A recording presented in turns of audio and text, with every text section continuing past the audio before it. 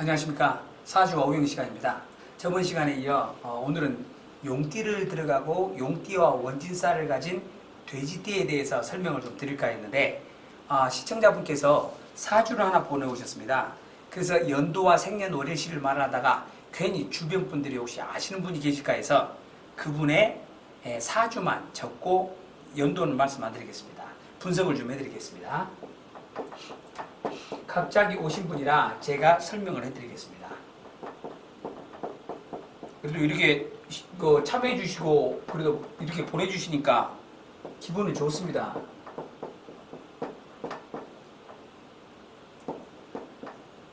지금 이분의 사주는 당신이 스스로 그냥 보고 아시는 분입니다. 그래서 자기 것을 지금 보내오셨어요. 근데 제가 분석을 해보자면 연, 월, 일, 시입니다. 이게 연의 닭띠해에 태어난 분이죠. 태어난 달이 8월 달입니다. 그리고 태어난 날이 뱀날이죠. 뱀사. 그리고 태어난 시가 묘시입니다. 그리고 자기는 어디냐? 이분은 지금 여성분입니다. 여성분의 사주인데 이분은 개사일에 태어났죠. 개가 상징하는 게 물이죠. 작은 물, 음수라고 합니다. 그리고 사는 뱀사입니다. 자기 태어난 날이 물수고 불화입니다. 자기가 태어난 기질은 뱀의 기질이죠. 뱀이다. 그러면 성격이 어때요?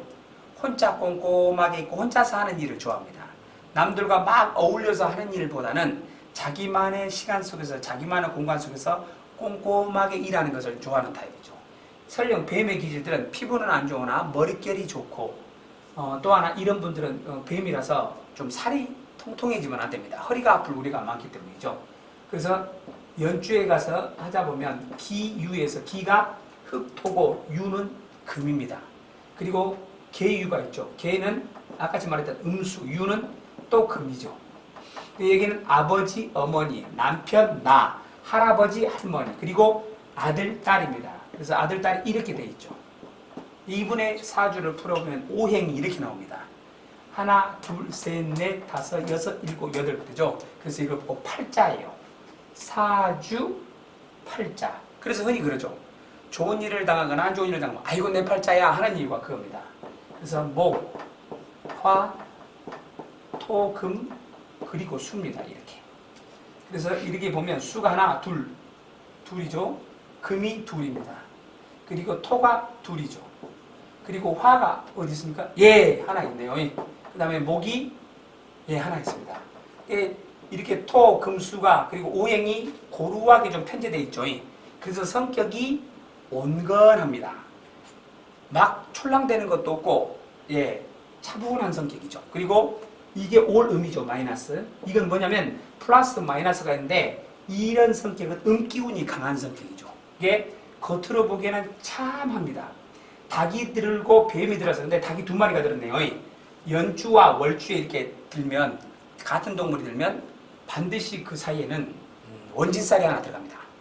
닭하고 원진살이 뭡니까? 닭은 제일 아침을 일찍 알립니다. 그래서 인시에 알리는데 그 인시의 집으로 퇴근해야 되는 녀석이 호랑입니다. 그래서 이렇게 닭이 이렇게 들면 연속으로 두 개 들면 호랑이가 들어있다. 그래서 고독수가 좀 숨어있다 그러죠. 호랑이가. 두 번째, 닭하고 뱀이에요. 이건 삼합동물 중에 하나죠. 이렇게 삼합이 들면 또 하나 사이에 들어가죠. 삼합이니까 새 동물, 사, 유, 축, 소입니다. 이게 소의 기질이죠. 일복 타고났구나. 나름대로 일복을 타고나서 사회생활을 하면서 일을 해야 되는 분이구나. 그러죠. 근데 이런 분들은 직장생활 안 해도 집안에서도 일이 많습니다. 친정이나 시댁을 위해서 죽어라고 일하는 부분이죠. 바로 그렇습니다.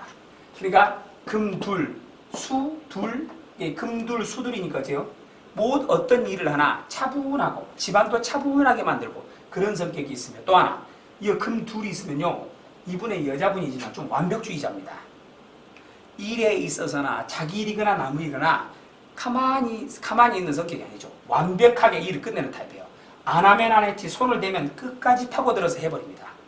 좀 그런 성격이 있고 이 뱀들이 좀 예민하죠. 꼼꼼합니다. 그래서 자기 일을 좀 하는구나. 근데 닭이 두 마리가 들었으므로 닭의 기질이 역막 기운이 좀 있습니다.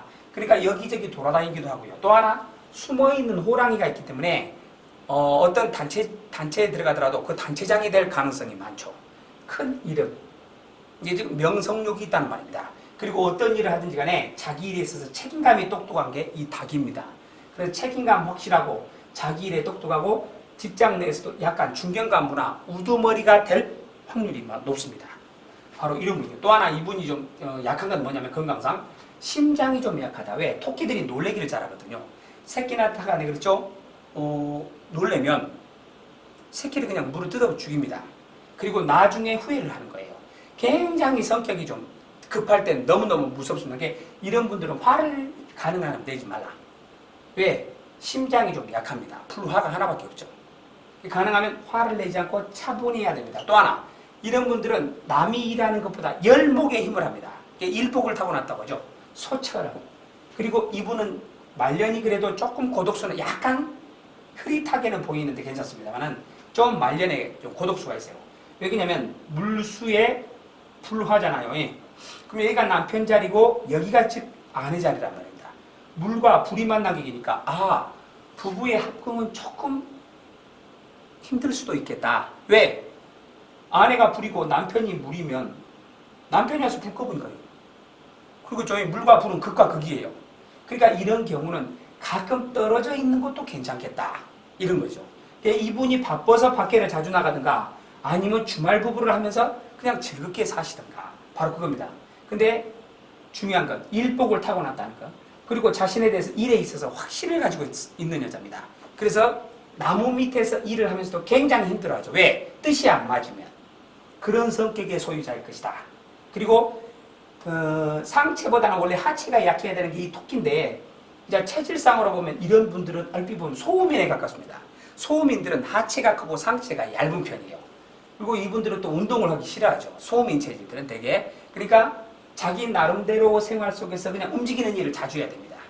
그리고 이런 분의 성격은 온건합니다. 흑토가 2개라서 이런 들었다리 저런 들었다리 라고 좀 봐주는 게 많죠. 그리고 또 하나, 이 토끼의 성격은 인정이 많습니다.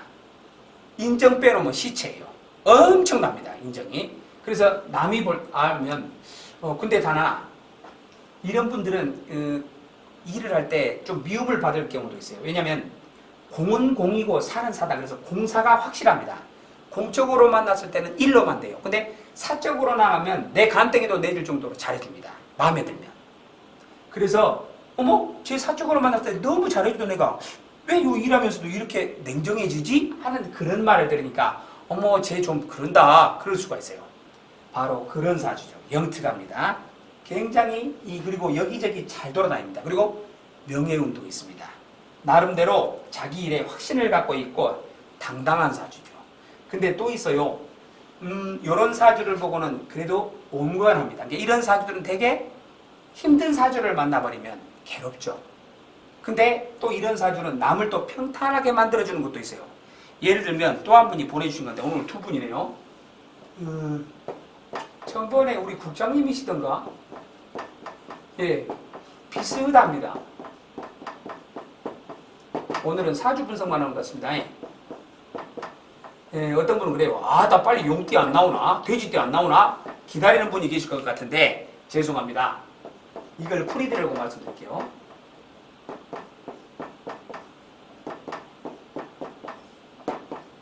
지금 이분의 사주는 이렇게 나갑니다. 불화가 몇 개입니까? 하나, 둘, 셋, 4개입니다. 이 불사주죠. 불체질.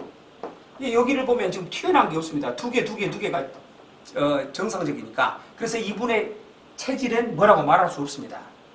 다 맞습니다. 근데 이분의 체질은 불이 체질이에요. 불. 왜? 불이 4개예요. 불과 물은 극과 극이며 통합니다. 극과 극은 통하잖아요. 그래서 이런 불체질이나 물체질들은 가정생활이 조금 어렵습니다. 그러니까 가능하면 집에 계시는 것보다는 밖을 많이 돌아다니거나 또는 안 돌아다니시려면 자기가 샵을 만들어서 커피숍을 한다거나 또는 자기 운영하는 샵을 만들어서 사람들이 많이 왔다 갔다 하는 바쁜 일을 해야 됩니다. 물은 고이면 썩죠. 불은 가둬놓으면 터져버리기 때문입니다. 그래서 불은 여기저기 다니면서 사람들을 재밌게 해주는 직업, 즉 연예인 기질을 가진 사주라고 할 수 있죠. 근데 단점, 이 둘의 사주는 끼가 많다는 겁니다. 웬만해서 보통 아니죠. 이 나무목이 3개 이상이거나 원진살이 걸려있는 사주가 되면 약간 정신적으로 좀 그럴 때가 있어요. 이게 이것이 바로 몸에 있는 질병입니다. 요 불화가 4개면 이 심장 조심해야 되고 물수가 하나도 없잖아요. 이 사주가. 보니까 물수가 없더라고요. 그러면 사람의 체질에서 물이 많은 곳이 어디입니까? 두 군데. 네? 예, 물로 관장하는 곳이 신장하고 뇌입니다. 그러니까 이 두 군데 잘못하면 병이 생긴단 말이죠. 그래서 너무 무리하지 말 것. 신장 쪽과 뇌 쪽입니다. 그러니까 이런 분들은 이 장애에 조심하실 것. 뇌가 상하면 신체에 오죠. 그 신호가. 아마 인간의 의학이 아무리 발달했어도 아직까지 뇌의 신비를 밝히지 못했답니다. 그리고 물체질들은 물의 특성이 고이면 썩습니다. 물은. 그러니까 물처럼 흘러야 됩니다. 불과 거의 극과 극이죠. 근데 이 물은 아마 오행 중에 제일 무서울 겁니다. 왜? 불이 타고난 자리는 재라도 있죠. 근데 물이 쓸고 간 자리는 나무 끌 틈도 없습니다. 나무 뿌리 끌 틈도 없어요. 싹 쓸어가 버리니까 물이 무섭다고 하죠. 아, 무지개가 왜 뜨는지 아십니까? 무지개가 뜨는 이유? 비가 내리고 그친 후에 무지개가 뜨죠. 무지개가 뜬다는 말은 비가 더 온다 안 온다예요? 안 온다예요. 그 증거는 무엇이냐면 이제 다시는 물로 너희를 멸하지 않으리라는 언약이랍니다. 예. 기독교에 있는 성경책 속에 나오는 구절입니다. 이제 다시는 너희를 물로 멸하지 않으리라는 징표로서 하늘에다 무지개를 착 걸어놓으신 거죠. 참 재밌습니다. 그러니까 과학은 어떻게 보면 성경의 뒤를 따라가서 그 증거만을 파악하는 것 같아요. 이 오행을 보면 신기합니다. 그래서 이 물체질을 가지고 있는 사주가 드세고 억세다네 그래요. 이게 옛날 드라마 사극을 보면 특히 이 물체질을 가진 사람들이 정치계에 많습니다. 왜? 쇠금하고 어울리니까. 그래서 파란만장한 삶을 삽니다. 남자도 하나로 부족하고 불과 물이 다 그래요. 그러니까 이런 사람들은 불은 불보듯 훤하게 살아야 됩니다. 명약관화라고 하죠. 불보듯 훤하게 살아야 되는 거죠. 이런 사람들은 대개 사주가 이렇다 그러면 감춤이 없이 살아야 돼요. 또 하나, 개가 2마리예요. 뱀띠에다가. 그러니까 굉장히 이성관계가 어쩌면 복잡할 수 있겠고 이성관계를 못하더라도 숨어서도 이제 하겠죠. 개의 기질이니까 남몰래. 바로 이런 사주입니다. 근데 이런 사주가 자기를 억제하지 못하면 힘들죠. 또 있어요. 부부간에 살다 보면 남자가 바람피거나 여자가 바람피거나 합니다. 어쩔 수 없어요. 피 속에 감춰진 것이라서. 피 속에 그것도 있습니다. 집안마다 내력이죠. 어느 집은 20대에 바람피다가 40대에 그치는 사람이 있는가 하면 40대에 바람피다가 50대에 그만두는 사람이고 이런 일이잖아요. 모든 건 한때라고. 근데 어떤 집은 또 50대에 바람피어서 60대에 그만두는 사람도 있습니다. 근데 요즘은 이런 불륜을 이런 안 좋은 일을 용서 안 하죠. 왜? 여자의 경제적인 지위가 높아져 버린 프로는 이제 안 보죠. 아이고 나도 돈이 사는데 당신의 경제적으로 갖고 내가 살면서 당신한테 왜 내가 더러워도 뭔 말을 못해야 라고 그냥 이혼합니다. 이혼이 쉽죠. 그러니까 가정마다 어째요? 혼자 있는 부부가 많습니다. 남편이나 아내가 원룸에 많이 살죠. 바로 그런 경우입니다. 가능하면 가족 간에는 그런 일은 없어야 됩니다. 그리고 또 하나 있어요. 가정을 파괴시켜야만이 사탄이 하는 일입니다. 묘하게 제가 엉뚱한 대로 가는 것 같습니다만 세상에는 법칙이 있죠. 단합과 화합을 하는 건 좋은 쪽이고 분열과 이간질과 유혹은 나쁜 겁니다. 우리는 알면서도 가요. 피 속에 숨겨져 있으면 그걸 숨길 수가 없습니다. 때로는. 근데 그걸 거부할 수 있어야만이 진짜 힘인데 인간의 힘으로는 많이 역부족이죠. 이게 말이 있죠. 인생을 바꿀 수 있습니까? 나에게 주어진 이걸 바꿀 수 있을까요? 물어봅니다. 바꿀 수는 있습니다. 노력하시면. 즉 목숨과 바꿔야 되는 노력입니다. 엄청나게 힘든 일이죠. 그래서 사주 오행을 보면서 내 체질은 이런 체질이면 이런 특성이 있으니 나는 이렇게 살아가야겠구나 라고 생각해야 되는 겁니다. 근데 인간은 항상 그러죠. 소 잃고 외양간 고치는 게 하나의 진리잖아요. 맞습니다. 생각만 하고 그것은 나쁜 짓이야 했다가 그 생각을 합니다. 하고 나서 일을 당한 후에야 인간은 다 후회를 느낍니다. 그리고 후회 속에 이제 회귀가 들어가는 거죠. 그래서 인간의 죄는 어쩔 수가 없으며 그 피 속에 흘러가 있는 건 어쩔 수 없는 것 같아요. 사주를 많은 분들을 보다 보면 아 이렇구나. 근데 한 번쯤은 용서가 필요한 세상 같아요. 용서가 없으면 안 됩니다.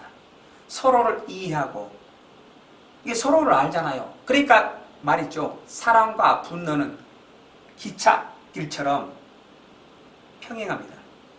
사랑이 큰 만큼 분노도 커지는 것이죠. 하지만 우리는 과연 얼마나 이해하며 상대방을 용서할까? 말있죠. 한 번 실수는 병가지 상사인데 그래도 한 번은 봐줘야죠. 모든 일은. 용서할 줄 아는 것 큰 덕입니다. 하지만 믿는 사람에게 배신감을 당했을 때는 더 큰 분노와 울분이죠. 그래서 우리 사회는 어쩌면 서로 간에 갈등, 분노, 배신 이런 단어들만 있는 것 같아요. 이제는 조금은 화목, 용서, 이해, 배려 있어야 될 것 같습니다. 오늘 감사합니다.